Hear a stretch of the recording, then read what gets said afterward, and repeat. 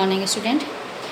हम material resources के बारे में पढ़ रहे थे, साथ ही हम वित्त संसाधन के बारे में पढ़ रहे थे, मीन्स फाइनेंशियल रिसोर्सेज के बारे में। तो फाइनेंशियल रिसोर्सेज जहाँ शिक्षक वर्ग को या अन्य ह्यूमन रिसोर्सेज को सैलरी देने में महत्वपूर्ण भूमिका अदा करता है, तभी कार्य इफेक्टिव ढंग से आगे बढ़ सकती है।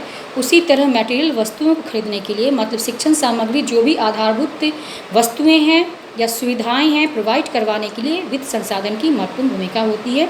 यहाँ तक हम प्रीवियस वीडियो में पढ़ चुके हैं। साथ ही मीन्स ये भी है कि सहयोग के साथ ही सुरक्षा का वातावरण भी स्कूल में होना चाहिए।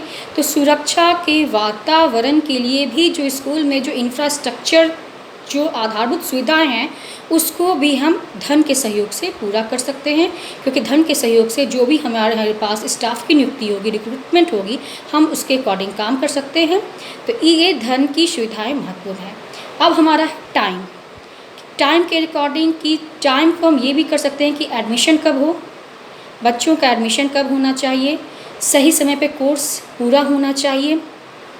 फिर साथ ही उनके जो टीचर के वर्किंग आवर हैं वो भी सही ढंग से होना चाहिए, तभी कार्य संस्कृति आगे बढ़ेगी। मीन्स स्टूडेंट के अकॉर्डिंग अगर ध्यान दें तो बच्चे कितने घंटे क्लास में बैठेंगे, कितने पीरियड बाद उनका लंच टाइम होगा, लंच पीरियड कितने टाइम तक होगा, कोर्स कब समय तक पूरा होगा, जब तक इस पर ध्यान नहीं दिया जाए तो कार्य संस्कृति सही ढंग से आगे क्रियान्वित नहीं की जा सकेगी। साथ ही टीचर्स जो काम करते हैं उनको भी समय पे छुट्टी आदि की व्यवस्था होनी चाहिए। समय teaching staff, non teaching staff या अन्य ह्यूमन रिसोर्सेज होते हैं, उनको भी समय समय पर छुट्टी आदि की सुविधाएं होने पर तो क्या होगा कि जब वो क्लास छुट्टी समय पे मिलेगी तो फिर जो क्लास लेने आएंगे तो एनर्जेटिक रूप में आएंगे, तो कार्य संस्कृति हमारी इफेक्टिव होगी, न कि बाधित होगी। तो टाइम का ये महत्वपूर्ण स्थान है कि कोर्स समय पूरा करना, एडमिशन सही समय पर होना, छुट्टी आदि की व्यवस्था होना। अगर कोई हमारा कर्मचारी बीमार पड़ गया है तो उन्हें भी छुट्टी देना, उस समय अनावश्यक छुट्टी की कटौती नहीं करना, अगर काम पे इफ़ेक्ट नहीं पड़ रहा है तो ये सब अगर ध्यान दिया जाए तो सब मन लगा के कार्य करेंगे। तो ये तो हमारा हो गया सहयोगपूर्ण वातावरण, जहाँ सब मिल के काम करते हैं और जहाँ पे काम करने में एक दूसरे का लोग सहयोग करते हैं। पर इसके साथ ही जो हमारा स्कूल एथोस है, इसमें एक और है, सहयोग तो होना चाहिए पर सुरक्षा का वातावरण भी होना चाहिए। सुरक्षा का वातावरण किसके लिए? सुरक्षा का वातावरण स्टूडेंट के लिए, सुरक्षा का वातावरण टीचिंग नॉन टीचिंग स्टाफ के लिए, बाकी वहाँ अन्य कर्मचारी चाहे वो अपर लेवल के हैं या लोअर लेवल के हैं, उन सब के बीच में सहयोग और सुरक्षा का वातावरण होगा, तभी हमारा कोई भी इंस्टीट्यूशनल डेवलपमेंट प्रोग्राम या शैक्षिक कार्य सही ढंग से पूरा हो पाएगा और हमारी कार्य संस्कृति पॉजिटिव रहेगी।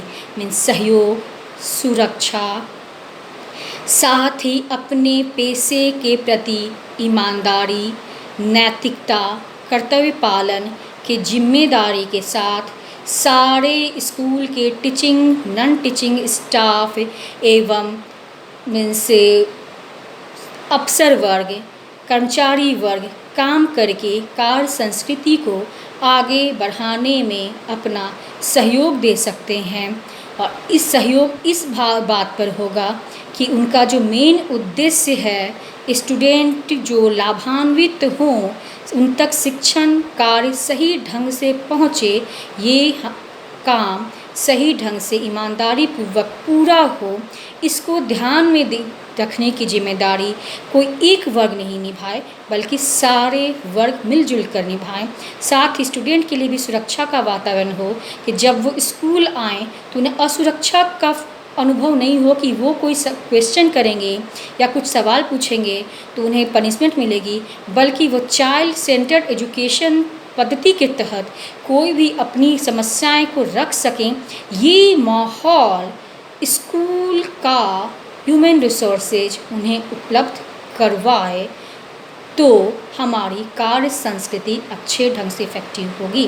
तो हमें समझ गए हैं कि कार्य संस्कृति अच्छे होने के लिए student, teaching staff, non teaching staff, planner, administrator, manager वर्ग सभी जिम्मेदार हैं। इसके साथ साथ ही अन्य जो कर्मचारी भी स्कूल में काम करते हैं वो सब अगर सहयोग सुरक्षा की भावना से काम करेंगे, एक दूसरे के साथ मिलजुल कर काम करेंगे तो हमारी कार्य संस्कृति, स्कूल की कार्य संस्कृति अच्छी होगी। साथ ही अभिभावक को समय समय पर स्कूल में जो भी कार्य हो रहे हैं उनसे अवगत करवाया जाए, कम्युनिटी को भी उनसे अवगत करवाया जाए तो कार्य संस्कृति को सहयोगपूर्ण सुरक्षात्मक वातावरण में, पॉजिटिव वातावरण में आगे बढ़ने में सहयोग मिलेगा।